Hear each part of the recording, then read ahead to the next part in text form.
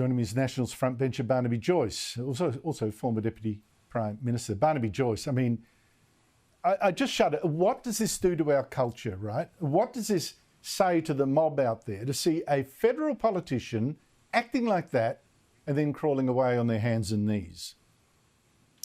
Well, re ipsa loquitur, isn't it? The thing speaks for itself. Look, once people desert their party, you always see them trying to do more and more crazy things to get themselves on television. And you can't get more crazy than what Senator Thorpe of Victoria did today. Senator Thorpe was formally selected by the Greens to be an upstanding member of this parliament and then became even too hot for them to handle. So it's a disgrace because she's disgracing herself. She's letting herself down. And you turn yourself into a parody and a joke, and you're not actually helping any cause. You just look like a crazy person in a park. Now, Barnaby, I firmly believe that ultimately, whether a politician is in Parliament or not should be left to the voters. Other politicians shouldn't be kicking her out or anything. I just wonder, though, what can or should Parliament do about her to uphold Parliament's dignity and to tell the public that their politicians are there to uphold the law and not to break it?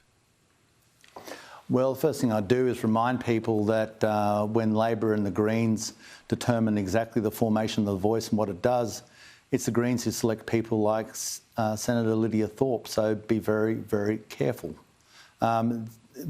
With that, obviously, there are issues pertaining to laws and your eligibility to be in the Parliament.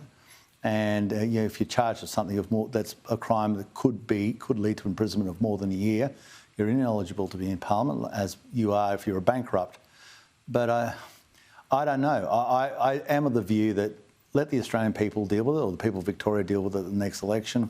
If you want to back, vote for it. But it's a statement about the people who vote for her as much as it is about her. I think they might have been surprised by her actions, but now you're fully aware of them. And, if she continues to break the law, then she has to be dealt with by the law, and that's arrested. And yet, Barnaby, I've seen so many censure motions in Parliament about this and that and this and that.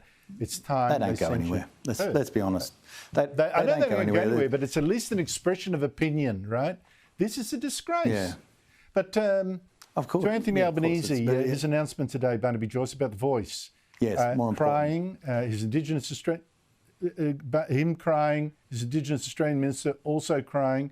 Why all the tears, do you think? Yeah, well, don't overwhelm me with guilt. Just inspire me with a cogent argument and the details. They're still withholding the details. We know that the Solicitor General has some Stephen Donoghue. And as I quite clearly say throughout the day, if they don't trust you with the details, please don't trust them with your vote. This is one of the most substantial changes to the operating manual of Australia you'll ever see in your life.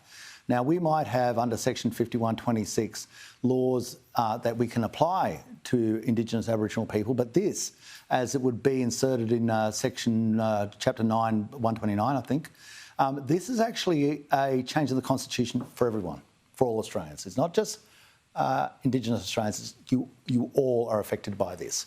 And with reference to the executive, that means they have a say in your Governor-General, the Governor of the Reserve Bank, Cabinet, the public service. They are more powerful. This voice will be more powerful than Cabinet ministers, because with the High Court, which in due course will define what consultation means, they have the capacity to go up and challenge things and say, well, I don't believe I was properly consulted, and therefore that law is unconstitutional.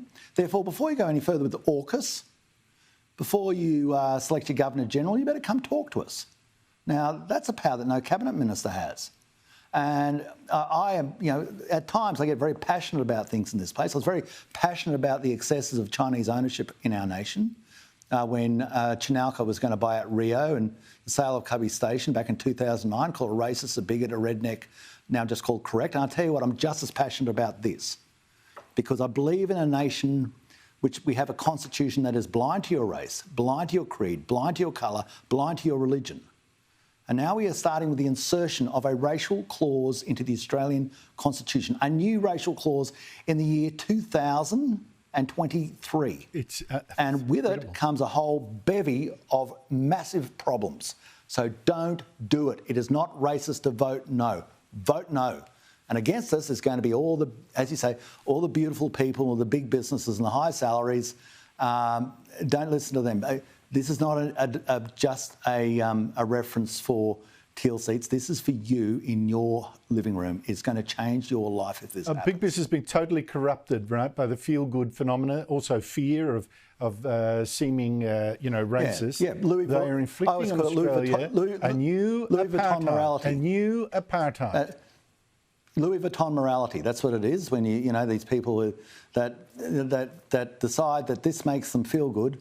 But what are we saying? We're saying that an Aboriginal Indigenous person in Mossman, because there are some, few, but there are some, has a greater right to an extra voice in the democracy of Australia than an Asian in a Moree because the other person was Asian. Are you actually going to vote for that? Are you going to endorse that principle? It's ridiculous. It's anathema. Yep. A Sudanese refugee in Sunbury has one vote, but the Aboriginal aristocracy that were up there with the Prime Minister today, obviously many of them with European ancestry as well, they get two under this change. This is undemocratic and it is racist and it would disgrace Australia if we embraced it. And as you say, it comes with so many dangers in the operation of democracy as well. Barnaby Joyce, I thank you for your time. Really appreciate it. I tell you, this cannot stand. This really will change Australia for the rest of the century, for your children as well. It is, I can't believe that we're so stupid that we would impose apartheid on this country.